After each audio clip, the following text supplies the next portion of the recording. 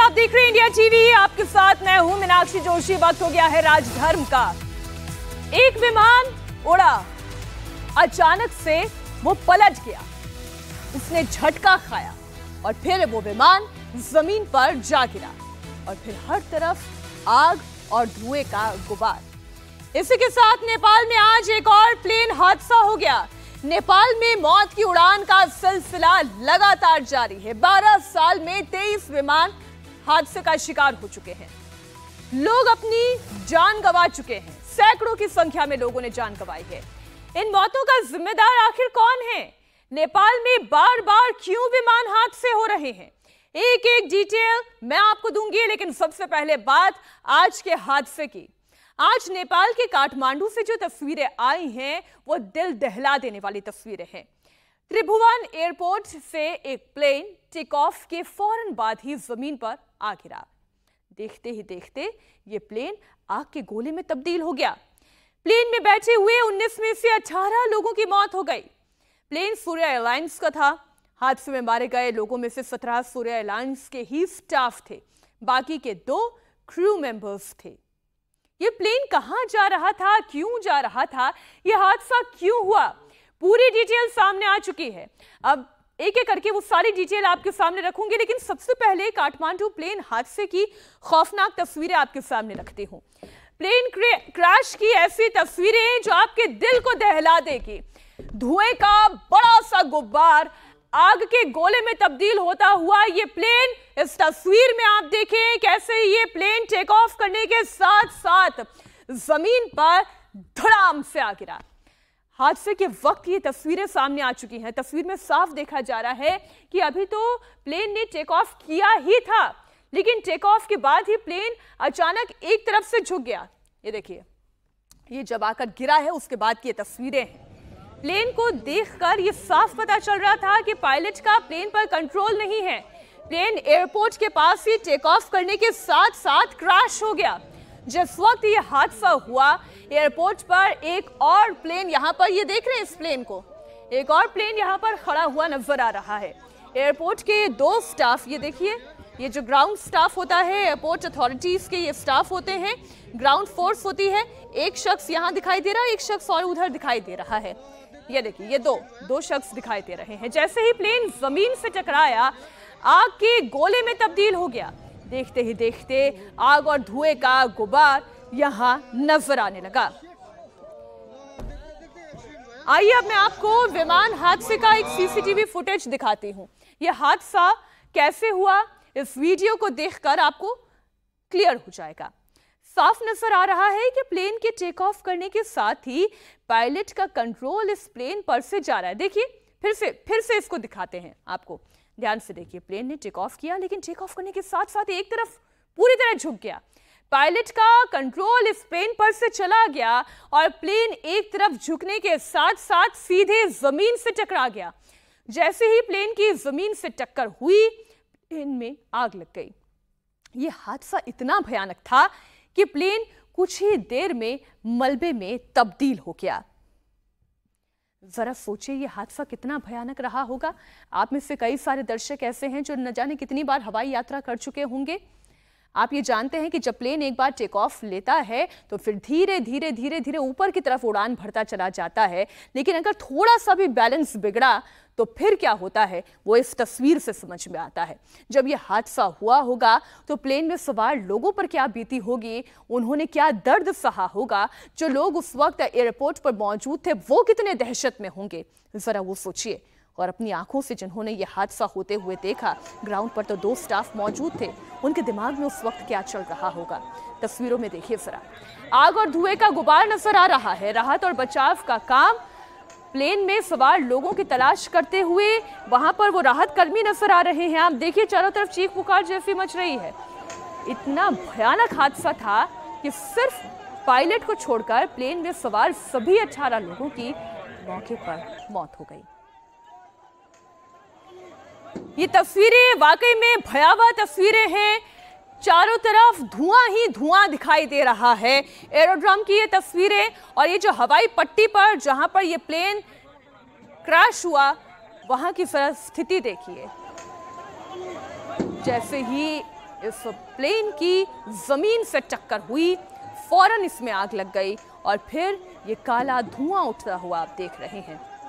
हादसे के फौरन बाद पुलिस और फायर फाइटर्स की टीम घटनास्थल पर रेस्क्यू के लिए तो पहुंच गई।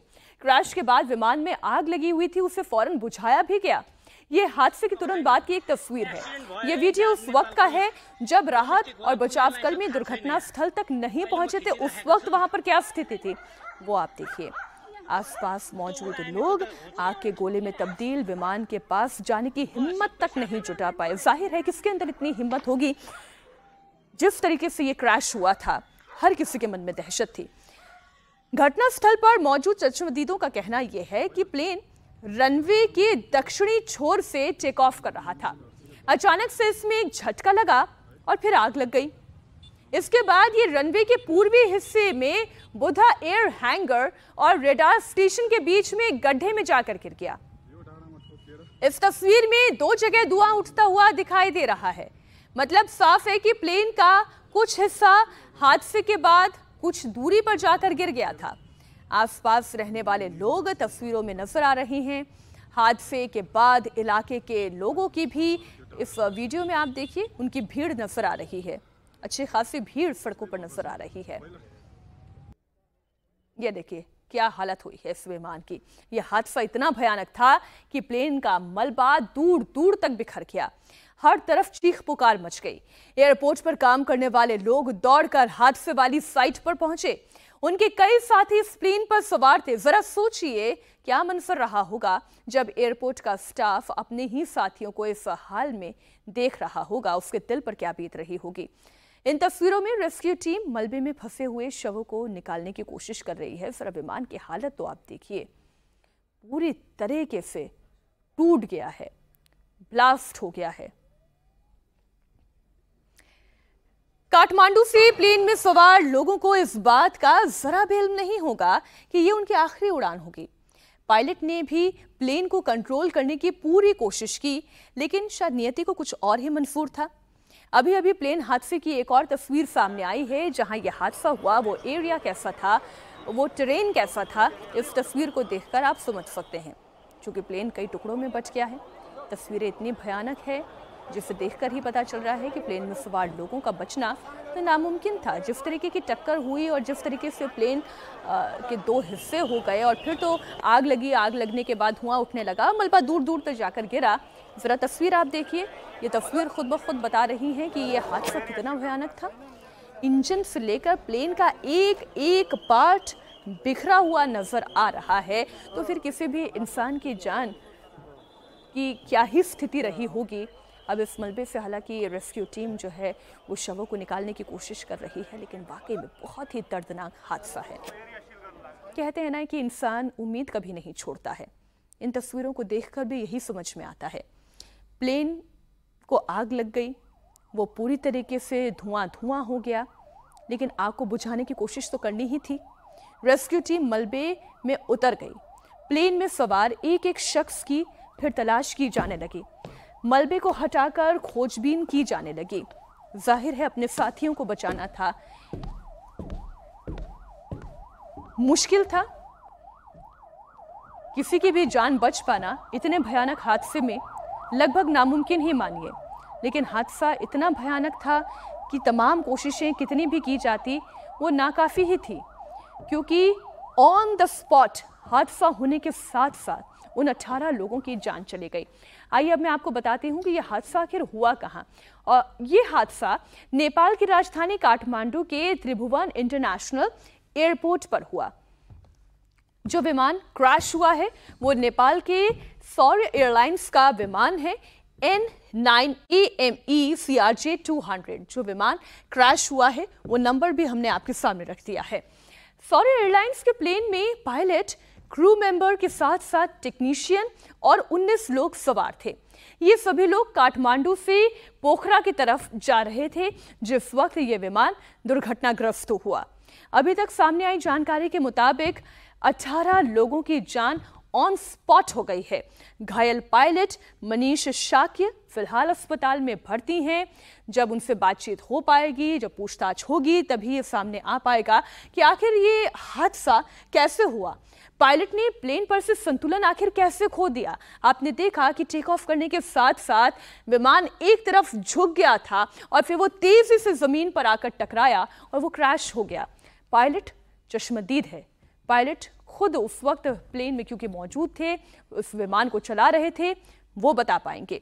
प्लेन के साथ आखिर हुआ क्या, ये क्यों क्रैश हुआ, उसे हम आपको समझाने की कोशिश करते हैं। काठमांडू के त्रिभुवन एयरपोर्ट पर आज सुबह 11 बजे प्लेन ने टेक ऑफ किया। उड़ान भरने के कुछ ही सेकंड के अंदर अंदर विमान नीचे आ गिरा और आग की लपटों में घिर गया। प्लेन के रनवे के साउथ से पोखरा के लिए ये टेक ऑफ कर रहा था और टेक ऑफ के दौरान ही रनवे पर यह प्लेन फिसल गया। रनवे के पूर्वी हिस्से पर यह प्लेन आकर तेजी से गिरा। हमने वीडियो आपको दिखाया। बुद्धा एयर हैंगर और रेडार स्टेशन के बीच में चूंकि एक गड्ढा था और ये टक्कर इतनी भयानक थी, ये ब्लास्ट इतना भयानक था कि प्लेन टुकड़े टुकड़े हो गया और बड़े गड्ढे में जा गिरा। रनवे से टकराते हुई प्लेन में आग लग गई, धुआं उठने लगा और तभी रेस्क्यू टीम भी वहां पर पहुंचने लगी। सोशल मीडिया पर जो तस्वीरें आ रही हैं, जो वीडियोस आ रही हैं, वो लगातार हम आपके सामने रख रहे हैं। सौर्य एयरलाइंस का ये प्लेन इंजन परीक्षण के लिए पोखरा जा रहा था। पोखरा एयरपोर्ट की तरफ से बताया गया है कि इसमें सवार लोग इंजीनियर थे, टेक्नीशियन थे, जो कि प्लेन को टेक्निकल इंस्पेक्शन के लिए लेकर जा रहे थे। प्लेन को पोखरा 1 महीने तक के लिए पोखरा इंटरनेशनल एयरपोर्ट के हैंगर में रखा जाना था। वहां पर इसकी तकनीकी खामियों को दूर करना था, लेकिन इससे पहले ही प्लेन वहां पर पहुंच पाता, ये भयानक हादसा हो गया। हैरानी की बात यह है कि इस प्लेन में सवार 19 में से जो एक शख्स बचे हैं, वो प्लेन के पायलट हैं। इस प्लेन क्रैश में जिन 18 लोगों की मौत हुई है, उनके नामों की लिस्ट भी सामने आ गई है। हादसे में मारे गए ज्यादातर लोग नेपाल के ही रहने वाले हैं। ये वो इंजीनियर हैं, वो टेक्नीशियन हैं जो इस प्लेन को लेकर जा रहे थे। नेपाल में बार बार आखिर ये प्लेन क्रैश क्यों हो रहा है, एक सवाल जरूर उठना चाहिए। इसलिए क्योंकि नेपाल में ये कोई एक हादसा नहीं है, लेकिन लगातार ऐसे हादसे हुए हैं। क्या नेपाल में हवाई सफर करना खतरे से खाली नहीं है? अभी पिछले ही साल की बात है जब 14 जनवरी 2023 को पोखरा में एक बड़ा प्लेन क्रैश हुआ था। इसमें 5 भारतीयों समेत 68 लोगों की जान गई थी। यति एयरलाइंस का प्लेन काठमांडू से 205 किलोमीटर दूर पोखरा में हादसे का शिकार हो गया। ये वहां क्रैश हो गया। प्लेन में सवार 68 यात्री और 4 क्रू मेंबर सभी की जान चली गई। विमान पोखरा अंतर्राष्ट्रीय एयरपोर्ट पर लैंडिंग से महज 10 सेकंड पहले ही पहाड़ी से टकरा गया।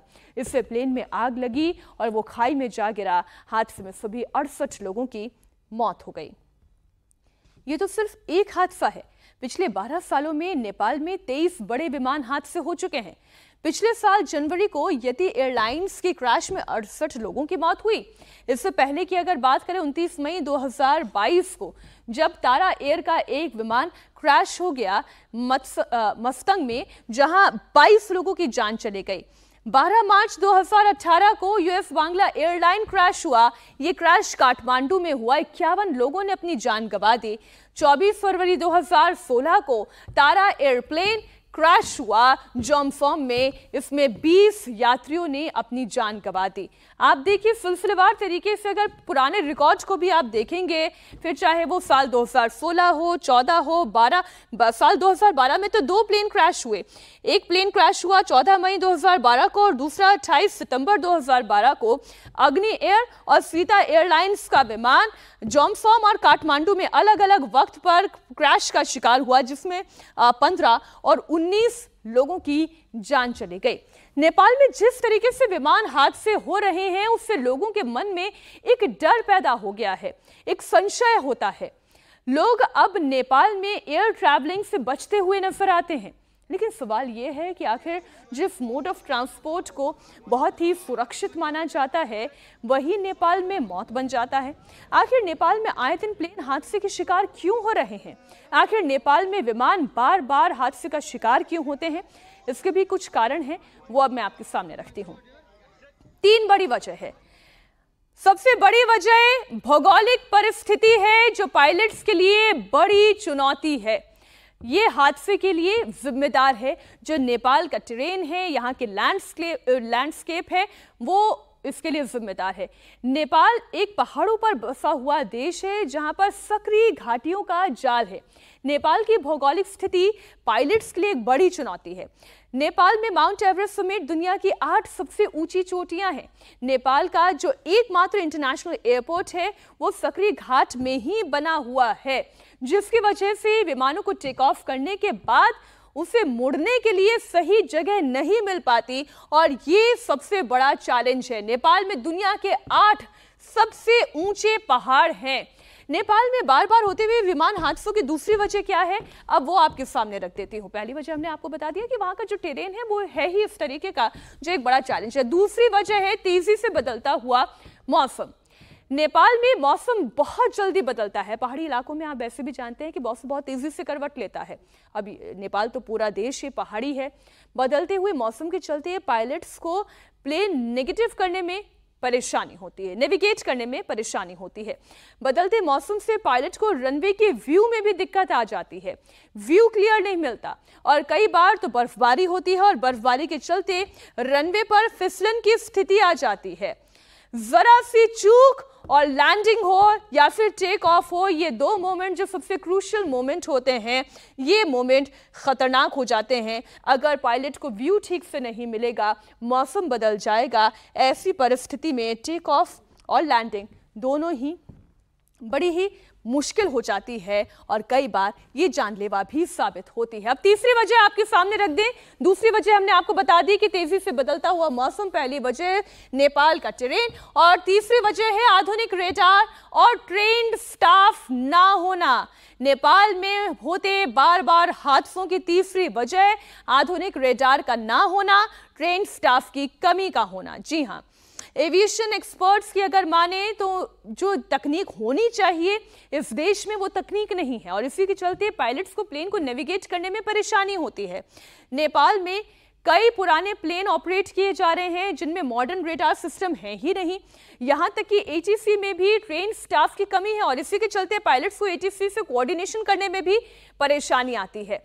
कई बार स्टाफ की कमी के चलते एटीसी में काम कर रहे लोगों को ओवर टाइम करना पड़ता है और ओवर टाइम का भी बड़ा असर इस तरीके के हादसों में दिखाई देता है। ये तो बात हुई नेपाल में हुए इस भयानक हादसे की जिसमें लोगों ने अपनी जान गंवा दी। लेकिन अब बात मोदी सरकार के बजट की। मोदी 3.0 का पहला बजट आ चुका है। नरेंद्र मोदी की सरकार ने देश के सामने 109 पन्नों में अपना लेखा जोखा बता दिया है। सरकार ने युवाओं के लिए अपनी तिजोरी खोल दी है। नौकरी पेशा और उद्योग जगत का भी खास ख्याल रखा गया है। लेकिन ऑपोजिशन को मोदी सरकार का यह बजट पसंद नहीं आ रहा है। विपक्ष इसे सरकार बचाओ बजट करार दिखा रही है। कोई कह रहा है कि यह बजट बिहार और आंध्र प्रदेश के लिए है। कोई ये कह रहा है कि इस बजट में किसानों और गरीबों के लिए दरअसल कुछ है ही नहीं, उनका ख्याल ही नहीं रखा गया है। तो आपके भी तो मन में सवाल आया होगा कि क्या ऑपोजिशन बजट को लेकर सरकार के खिलाफ एक भ्रम फैला रहा है या फिर यही सच्चाई है? क्या वाकई सरकार ने राज्यों के साथ कोई भेदभाव किया है? ऑपोजिशन के आरोप में आखिर कितना दम है? आज इन सब का राज्यवार विश्लेषण राजधर्म में आपके सामने होगा। एक एक फैक्ट आपके सामने मैं रखने जा रही हूं। बवाल अपने देश में भी हो रहा है जहां मुद्दा राजनीति का है, जहां मुद्दा आम बजट को लेकर है। संसद भवन के अंदर, संसद भवन के बाहर खूब हंगामा हो रहा है। एक तस्वीर से शुरुआत कर रही हूं इस हिस्से की। आप देखिए ये तस्वीर, जब संसद भवन के बाहर आज जबरदस्त हंगामा हुआ। इंडिया अलायंस के नेता बजट के खिलाफ प्रोटेस्ट कर रहे थे। बजट को अलग अलग पार्टियों के अलग अलग सुर इन प्लेकार्ड्स में आप देखिए, इन पोस्टर्स में आप देखिए, कोई बजट में पंजाब के लिए 0 कह रहा है, कोई कह रहा है NDA budget betrays India, Bengal फिर से वंचित, ऐसे न जाने कितने placards. We want India budget, not NDA budget. ध्यान से आप एक एक पोस्टर को समझिए, इसके पीछे का एजेंडा आपको समझ में आने लगेगा।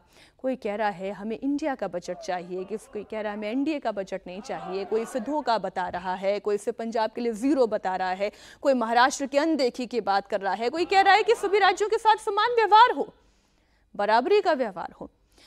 आइए मैं आपको बड़ी स्क्रीन पर ले चलती हूं और आपको समझाती हूं कि कांग्रेस से लेकर तमाम विरोधी दल इस वक्त सरकार पर कैसे निशाना साध रहे हैं। सबसे पहले बात leader of opposition Rahul Gandhi, गैर बीजेपी शासित राज्यों से भेदभाव किया गया है। शिवसेना के नेता उबाठा गुट के नेता उद्धव ठाकरे की बात करें, महाराष्ट्र का जिक्र तक नहीं। अब जरा आप ये सोचिए, जिस राज्य में साल के अंत में चुनाव होने जा रहे हैं, क्या वाकई में सरकार उस राज्य के लिए बजट में कुछ नहीं रखेगी?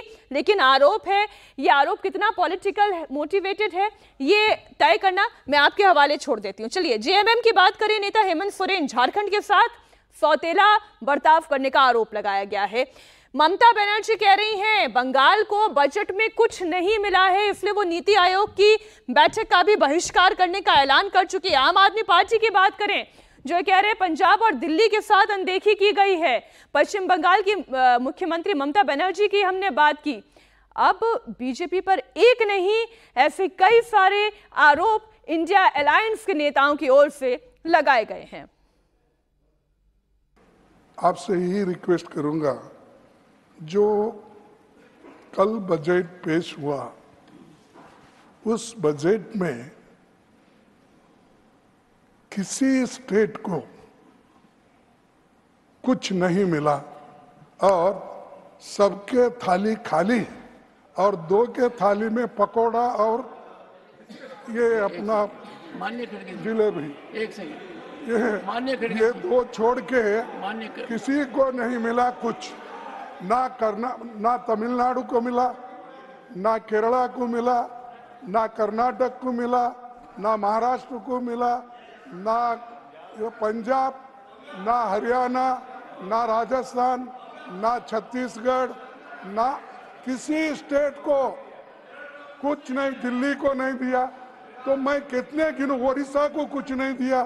तो ऐसा बजट मैं कभी नहीं देखा और ये सिर्फ किसी को खुश करने के लिए, कुर्सी बचाने के लिए वो ये सब हुआ है।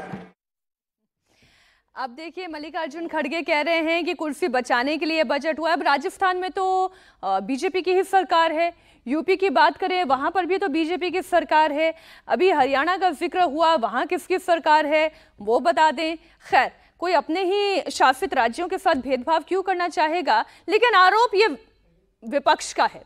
अब सवाल ये उठ रहा है कि महाराष्ट्र, झारखंड और हरियाणा को लेकर ऑपोजिशन क्यों सवाल उठा रहा है, तो इसके पीछे एक कारण है। इसके पीछे कारण सिर्फ और सिर्फ इलेक्शन पॉलिटिक्स है। अगर इन 4 राज्यों की बात करें तो हरियाणा, महाराष्ट्र, झारखंड में इस साल के अंत में चुनाव होने हैं, क्योंकि हरियाणा विधानसभा का कार्यकाल 3 नवंबर 2024 को समाप्त हो रहा है, तो वहीं महाराष्ट्र विधानसभा का कार्यकाल 26 नवंबर 2024 को समाप्त हो रहा है। वहीं अगर झारखंड की बात करें तो 5 जनवरी 2025 को झारखंड में विधानसभा का कार्यकाल समाप्त हो रहा है। और बिहार की बात करें तो 2025 के अंत तक ये स्थिति आएगी, 22 नवंबर 2025 को, यानी कि अभी इसमें 16 महीने का वक्त बाकी है। अगले साल तो एक और बजट आएगा, उसमें भी बिहार की बात होगी। लेकिन हम मेजरली इन 3 राज्यों की अगर बात करें, हरियाणा, महाराष्ट्र और झारखंड, जहां अगले 3 से 4 महीनों में चुनाव संभव है और चुनाव होना ही है। चुनाव से पहले कोई अगला बजट भी नहीं आने वाला है, क्योंकि अगला बजट तो 1 फरवरी 2025 को ही आएगा, जबकि बिहार में अगले साल नवंबर से पहले चुनाव होने हैं। तो ऐसे में बिहार के लिए तो एक और बजट का मौका मिलेगा। कोई और सरकार होती तो बिहार की जगह झारखंड, महाराष्ट्र और हरियाणा को ही सिर्फ पैसा देती। बिहार के लिए तिजोरी को अगले बजट में भी खोला जा सकता था, लेकिन नरेंद्र मोदी की सरकार ने ऐसा नहीं किया। वित्त मंत्री निर्मला सीतारमण ने कल जब अपना 7वां बजट पेश किया तो हर राज्य का इसमें ख्याल रखा गया, हर राज्य को पैसा एलोकेट किया गया। लेकिन ऑपोजिशन का कहना यह है कि नाम सिर्फ बिहार और आंध्र प्रदेश का लिया गया। जरा इसे बड़ी स्क्रीन पर आप ले आए, नाम केवल बिहार और आंध्र प्रदेश का लिया गया, तो क्या वाकई बिहार और आंध्र प्रदेश के अलावा किसी और राज्य का कोई ख्याल नहीं रखा गया? इसके लिए जवाब है, इसके लिए जवाब वो 109 पन्नों के बजट के डिटेल को खंगाल के निकाला गया है। उन 109 पेजेस के बजट के पेज नंबर 23 का एक पृष्ठ मैं आपके सामने रख रही हूं। पेज नंबर 23, ये पेज आपको मैं इसलिए दिखा रही हूं क्योंकि इसमें देश के सभी 28 राज्यों के नाम शामिल है। अंग्रेजी आप भी पढ़ना जानते हैं, मैं आपके सामने पढ़ दूं। आंध्र प्रदेश, अरुणाचल प्रदेश, असम, बिहार, छत्तीसगढ़, गोवा, गुजरात, हरियाणा का नाम है। हिमाचल प्रदेश जहां कांग्रेस की सरकार है, नाम है। झारखंड जहां पर जेएमएम कांग्रेस की मिलीजुली सरकार है, नाम है। पंजाब जहां आम आदमी पार्टी की सरकार है, नाम वहां पर भी है।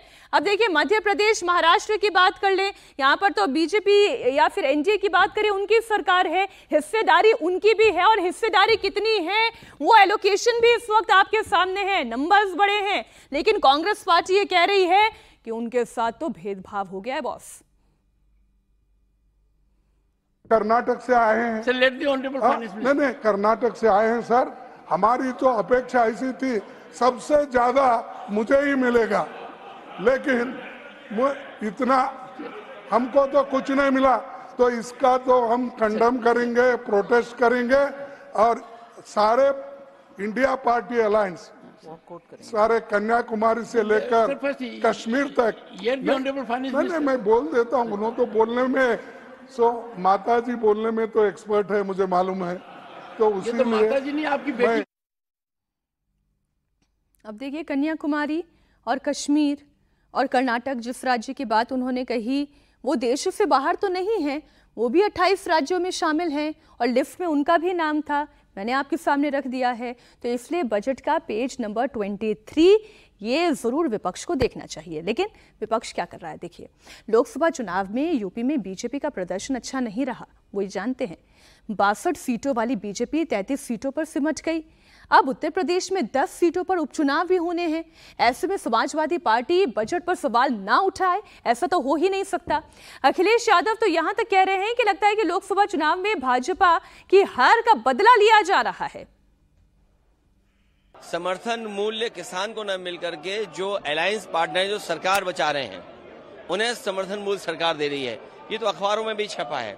सपने दिखाए थे यूपी को, क्या मिला यूपी को? डबल इंजन की सरकार, तो डबल लाभ मिलना चाहिए था, दिल्ली का लाभ, लखनऊ का लाभ। लेकिन लगता ये है कि दिल्ली अब लखनऊ की तरफ नहीं देख रही है, या लखनऊ वालों ने दिल्ली वालों को नाराज कर दिया। उसका परिणाम हमें बजट में दिखाई दे रहा है। तो डबल इंजन का क्या फायदा हुआ? बिहार जा रहा है विकास, यूपी को क्यों छोड़ रहे हैं आप? बाढ़ अगर बिहार की रोकनी है तो नेपाल की बाढ़ रोके बिना और यूपी की बाढ़ रोके बिना आप बिहार की बाढ़ कैसे रोकेंगे? अब उसके लिए तो फिर भाई नेपाल जाना पड़ेगा, लेकिन नेपाल में तो हो गया है विमान हादसा। खैर, सरकारिज्म की बात अलग है, लेकिन फैक्ट की बात अलग है। अखिलेश यादव से लेकर मायावती तक, डिंपल यादव से लेकर अजय राय तक बजट को लेकर बीजेपी पर अटैकिंग मोड में है। विपक्ष लगातार कह रहा है कि बजट में यूपी को कुछ नहीं मिला है। तो ऐसे में सवाल ये उठता है कि क्या वाकई उत्तर प्रदेश को बजट में कुछ नहीं मिला है? अपने ही शासित राज्य के साथ निर्मला सीतारमण ने क्या सौतेला व्यवहार किया है? बजट पर गौर करिए और फैक्ट जब आप देखिए। केंद्रीय करों में उत्तर प्रदेश की हिस्सेदारी बढ़ा दी गई है। पहले केंद्रीय करों में उत्तर प्रदेश का अंश जो 2,88,016 करोड़ रुपए हुआ करता था, वो अब इस बजट में बढ़ाकर 2,23,737 करोड़ कर दिया गया है। तो सबसे पहली बात जो एलोकेशन में हुई है, बजट में उत्तर प्रदेश को केंद्रीय करों में हिस्सेदारी इस बार बढ़ाकर दी गई है। अब अगली रिपोर्ट आप देखिए। इस बजट में उत्तर प्रदेश को कोई स्पेशल पैकेज नहीं मिला है, लेकिन जो केंद्रीय योजनाएं हैं वो पहले से चली आ रही हैं, उनका बजट बढ़ा दिया गया है। सबसे पहले बात रेलवे की कर लेती हूं। रेलवे की बात करें तो झांसी से दतिया तक 23 किलोमीटर की लाइन पर 3 ट्रैक तैयार किए जाएंगे। इसके अलावा पूर्वांचल के औड़िहार से सादात तक 19.2 किलोमीटर लाइन का दोहरीकरण किया जाएगा। Delhi, Ghaziabad, Meerut rapid transit system के लिए 1045 करोड़ रुपए का आवंटन किया गया है। 22 किलोमीटर रुदौली से सुहावल तक की रेलवे लाइन को डबल किया जाएगा। पहले से जो औद्योगिक पार्क चल रहे हैं उसके अलावा और औद्योगिक पार्क मिलने का वादा किया गया है। दिल्ली गाजियाबाद की हमने बात की, रैपिड ट्रांजिट सिस्टम, इसके अलावा आगरा मेट्रो प्रोजेक्ट 550.33 करोड़ रुपए का एलोकेशन यहां पर भी किया गया है। तो यूपी के अगर core road network development project की बात करें तो इसका बजट जो पिछले यूनियन बजट में 50 करोड़ का था, अब उससे बढ़ाकर इसे सीधा 400 बढ़ाकर 450.84 करोड़ कर दिया गया है। उत्तर प्रदेश को क्या मिला इस बजट में? एक और आंकड़ा, फैक्ट हमने आपके सामने रखा। अब केंद्र की ओर से राज्यों की सहायता योजना के तहत 50 साल के लिए ब्याज मुक्त लोन दिया जाता है। यूपी को पिछले वित्त वर्ष में कितना मिला था? 17,938 करोड़। 50 साल के लिए जो ब्याज मुक्त लोन होता है वो पिछले बजट में 17,938 करोड़ एलोकेट किया गया था, लेकिन अब की बात करें इसे बढ़ा दिया गया। कितना? 17,000 से बढ़ाकर इसे 20,500 करोड़ रुपए कर दिया गया है। इस बार लोन की सीमा 2,500 करोड़ से ज्यादा बढ़ गई है। ये पैसे प्रदेश के विकास में खर्च किए जाएंगे, लेकिन समाजवादी पार्टी कह रही है कि बजट में उत्तर प्रदेश को झुनझुना थमा दिया गया है। वास्तव में पिछड़े राज्य हैं, उनकी अनदेखी की गई। उत्तर प्रदेश जैसे सबसे बड़े राज्य की नाम तक लिया गया, कुछ देना तो दूर है, केवल प्रधानमंत्री को दे दिया गया झुनझुना और कुछ भी नहीं। और इसके अलावा जो चाहिए लोगों को, सरकार बचाए रखने के लिए कुछ को तो पैसा दे रहे हैं, दूसरों का हिस्सा काट रहे हैं। बहुत ही नाइंसाफी है। अब इन फैक्ट्स एंड फिगर्स को कोई नकारना चाहता है तो उसमें राजनीति है या कुछ और। मैं फिर कहती हूं, ये दर्शकों के हवाले इस सवाल का जवाब। लेकिन समाजवादी पार्टी भले ही ये कहे कि उत्तर प्रदेश को बजट में कुछ नहीं मिला है, लेकिन बजट में ऐसे कई प्रावधान किए गए हैं जिससे सीधा सीधा फायदा उत्तर प्रदेश के लोगों को होगा। अब वो कैसे होगा वो भी आपको समझाती हूं। आप लोग जानते हैं कि कई सारे जो प्रावधान इस बार बजट में किए गए हैं जिसमें रोजगार को बढ़ावा देने वाली योजनाएं हैं, उसमें एमएसएमई है। एमएसएमई का दायरा बढ़ाया गया है। अब एमएसएमई का दायरा बढ़ाया गया है तो कितना? 22 लाख नए उद्यमी पैदा किए जाएंगे, तो इसका फायदा उत्तर प्रदेश को मिलेगा। मुद्रा योजना में लोन की लिमिट बढ़ा दी गई है, 10 लाख से बढ़ाकर इसे 20 लाख कर दिया गया है। फायदा किससे मिलेगा? आम पब्लिक को मिलेगा। यूपी में सबसे ज्यादा 76.79 लाख मुद्रा लोन के यूजर्स हैं, उन्हें, उन धारकों को इसका फायदा मिलेगा। देश में 1000 आईटीआई अपग्रेड की जाएंगी, तो ऐसे में उत्तर प्रदेश के 100 आईटीआई भी अपने आप अपग्रेड हो जाएंगे। इस वक्त उत्तर प्रदेश में 100 आईटीआई सेंटर्स हैं। युवाओं को कम ब्याज पर एजुकेशन लोन मिलेगा। कम ब्याज पर एजुकेशन लोन मिलने का फायदा उत्तर प्रदेश के 50 लाख युवाओं को डायरेक्ट होगा। ये डायरेक्ट बेनिफिट होगा। अब देखिए, गरीबों के लिए 3 करोड़ नए आवास बनाने की घोषणा वित्त मंत्री निर्मला सीतारमण ने की है। उत्तर प्रदेश के 35 लाख गरीबों को मकान मिलेगा। ये वो फायदा है जिसे पहुंचाने की कोशिश की जा रही है, लेकिन विपक्ष कह रहा है कि इस बजट में कुछ नहीं है। ये बजट तो दरअसल एक ड्रामा है। इस बजट में किसान रजिस्ट्री की बात भी की गई है। अब ये योजना उत्तर प्रदेश के 12 जिलों में लागू है। अब जब बजट में इस बात का प्रावधान किया गया है तो ये उत्तर प्रदेश के सभी 75 जिलों में लागू हो जाएगी, जिससे किसानों को सीधा सीधा फायदा मिलेगा। अब किसान जो पहले 12 जिलों में रजिस्ट्री करा रहे थे, अब इसकी संख्या कितनी बढ़ गई है? सीधा 75 जिले हो गए हैं। मोदी सरकार ने बजट में गरीबों के लिए चलाई जा रही फ्री राशन योजना को भी 5 साल के लिए एक्सटेंड कर दिया गया है। ये तो चुनावों के दौरान ही, कैंपेनिंग के दौरान ही उन्होंने ये वादा किया था कि हमारी सरकार फिर से आएगी, हम ये फायदा जनता को देंगे। पीएम गरीब कल्याण अन्न योजना का लाभ 15 करोड़ गरीबों को अगले 5 साल तक मिलेगा। जो फ्री राशन योजना का फायदा उठाते हैं उन्हें अगले 5 साल तक हर महीने 35 किलो राशन फ्री में मिलता रहेगा। इसमें 14 किलो गेहूं है और 21 किलो चावल भी शामिल है। अब अगला हिस्सा, बात हरियाणा की भी। समाजवादी पार्टी ने तो बजट में यूपी का जिक्र ना होने पर मोदी सरकार को घेरा, तो वहीं कांग्रेस हरियाणा को लेकर सवाल उठा रही है। हरियाणा में भी इस साल के अंत में विधानसभा चुनाव होने हैं। ऐसे में कांग्रेस का कहना यह है कि अगर वे हरियाणा को भूल जाते हैं तो राज्य के लोग कमल को भूल जाएंगे। अब देखिए इसका पॉलिटिकल एस्पेक्ट भी देखिए कि कौन सी पॉलिटिकल पार्टी ये चाहेगी कि लोग उनके चुनाव चिन्ह को ही भूल जाएं, उनकी पार्टी को ही भूल जाएं और उन्हें चुनाव में हरा दें। ऐसे तो कोई पॉलिटिकल पार्टी नहीं चाहेगी। खैर, अब मिला क्या है जानना ये इंपॉर्टेंट है। केंद्रीय करों में हरियाणा की हिस्सेदारी पहले से ज्यादा बढ़ा दी गई है। पिछले वित्त वर्ष में हरियाणा को 12,345 करोड़ रुपए मिले थे, लेकिन अब कितना है? यह एलोकेशन हो गया है 13,632 करोड़ रुपए का, यानी कि हरियाणा को पिछले साल के मुकाबले, हम नीचे फ्लैश कर रहे हैं, 1,287 करोड़ ज्यादा दिए जाएंगे। अब जो लोग ये कह रहे हैं कि हरियाणा को कुछ नहीं मिला, वो ये डेटा देख लें। अब मोदी सरकार ने बजट में एनसीआर यानी कि राष्ट्रीय राजधानी क्षेत्र के लिए भी अपनी तिजोरी खोली है। ये तिजोरी भी खोली गई है। बजट में एनसीआर में परिवहन निगम के लिए 3,538 करोड़ का प्रावधान किया गया है। साथ ही राष्ट्रीय राजधानी बोर्ड क्षेत्र योजना के लिए 300 करोड़ रुपए का प्रावधान है। अब एनसीआर का मतलब तो केवल दिल्ली नहीं होता है, इसमें हरियाणा का गुरुग्राम आ जाता है, इसमें उत्तर प्रदेश का गौतम बुद्ध नगर आ जाता है, झज्जर आ जाता है, हरियाणा का पलवल आ जाता है, सोनीपत आ जाता है, फरीदाबाद, जिंद, रोहतक, नूह, रेवाड़ी, भिवानी, महेंद्रगढ़, करनाल, चरखी दादरी, ये पूरा इलाका एनसीआर का हिस्सा है। अब लाजमी है कि इन्हें भी इसका फायदा मिलेगा। राष्ट्रीय राजधानी बोर्ड क्षेत्र योजना के तहत जो 300 करोड़ रुपए दिए गए हैं उसका फायदा सीधा सीधा एनसीआर को मिल रहा है, जिसमें हरियाणा के भी ये जिले आते हैं। इतना ही नहीं, आम बजट में कई और मद में पैसे दिए गए हैं, जैसे कि पूरे देश में 1000 ITI अपग्रेड किए जाएंगे, तो हरियाणा के 192 सरकारी ITI अपग्रेड होंगे।